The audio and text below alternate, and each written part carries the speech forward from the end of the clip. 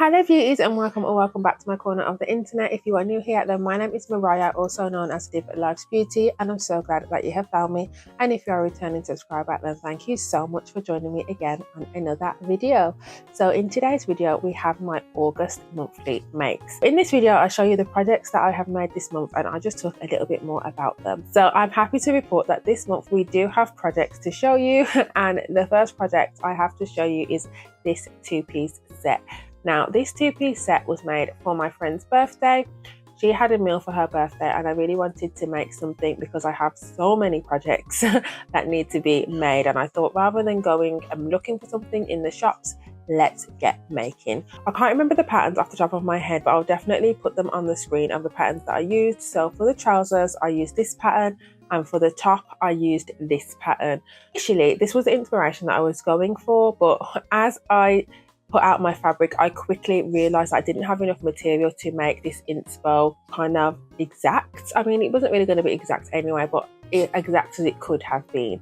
So I kind of just changed it up. You can see these are more straight leg, whereas the inspiration image is more like a flared leg, but I just didn't have enough fabric.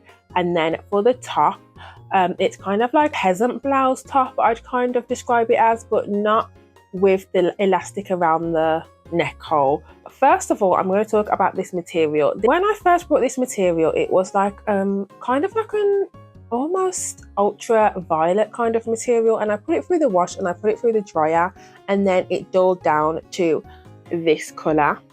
Then after I wore it, I washed it again after the meal, and now it's this color. So as you can see, those are not the same color. It has kind of stripped the color again, so that's not the best, and due to those reasons I won't be fixing the errors that I'm going to talk about now. I will still wear this outfit. It might be like a home outfit, or maybe one more wear for a special occasion, but just in a different colorway, I suppose you'd say. For me to get the most material out of this project, I cut into the selvage, and I thought that the selvage would end up being sewn into my seam allowance so that you wouldn't see it, but how I ended up sewing it, you in fact could see it. So if you can see here at the side of my leg, there is a black stripe. Now it's not very noticeable, it's very minimal, so I'm not too worried about it, but it is there. And then in my top, I did the same thing. So initially I wanted to make the top on the fold so it wouldn't have a seam in the middle, but again, I just didn't have enough fabric, so I had to cut obviously two sides, sew them together. And then with that, I also ended up using the selvage, and I think this is the back. So this is the back of the top, and you can see there just this black line.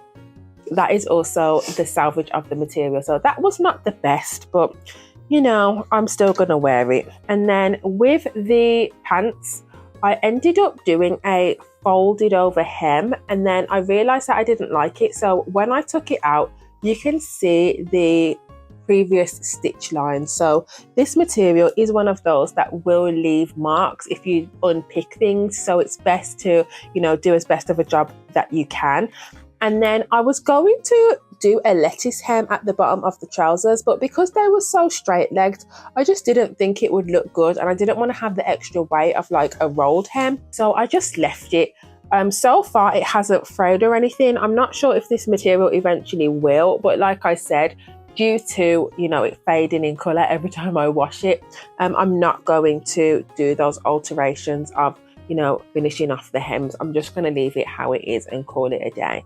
So that is one project down, and I do class this as two because it's two separate pieces, so I'm classing it as two makes. So my second project is this upcycle project. Now I have started to get into upcycling because I have so many clothes in my wardrobe that I just no longer love, and I'm really trying to like revamp my wardrobe and just not buy everything new or make everything new, but really upcycle. But I feel like with upcycling, I'm not quite there with the vision of how to kind of turn something into something new. So that is something that I'm working on, guys. And also I'm very indecisive. Like I think, oh, this could be really nice as this, but then it could be really nice as this, but if I cut it up, I can't really turn it back into this. So yeah, I'm trying to get over it one project at a time, and this was my first project. It's very basic and very simple, and it was basically this dress that I ended up finding in like it's not a charity shop, but it's basically a shop that big retailers gift their unsold or clearance items too, and then you can buy it for literally a fraction of the price. And when I'm talking about a fraction, I mean like a £30 dress for £1. So yeah, I decided to buy it because we were there and I really did like the print of this, but this dress was a size 22 and I am a UK size 12/14. I would say I'm more 12 than a 14 now, but yeah, I just absolutely love this print, so I bought it.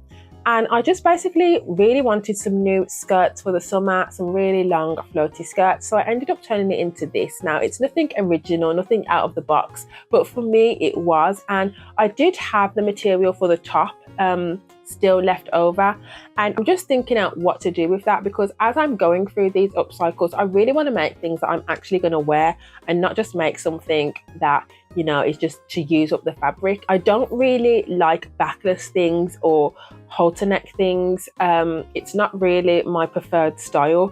So whilst it would be enough material to make that kind of project, ultimately it wasn't what I wanted to make because I knew I wouldn't get a lot of wear out of it. So I still am holding on to that material until inspiration strikes. But that is everything that I made in the month of August. Not a lot, but not nothing, which is always a plus because I am still learning, and obviously the more projects that I make, the better my skills get with time. With these videos, I always like to talk about if a month was a good month or a bad month and why that ended up being. So I would say this was a medium month. It wasn't a good month and it wasn't a bad month. It was just a realistic month for me in what I'm capable of sewing.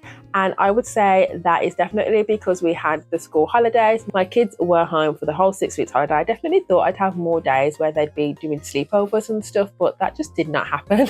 It's always the way, isn't it? Okay. And because my sewing station is in my living room, that is my crafting area. So when I'm cutting out fabrics and whatever I do is in the living room, it's not really conducive to kind of sit 3 kids down and keep them contained while I'm doing all of those projects. If you know as well, we live in the UK, so we don't always have the best weather to kind of kick them outside and call it a day.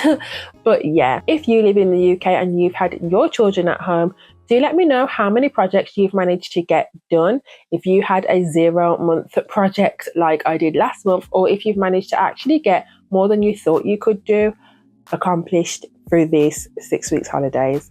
Anyway guys, do not forget to live large beauty, because life is beautiful and it's out there waiting to be lived by you, and hopefully I will see you in another video. Bye.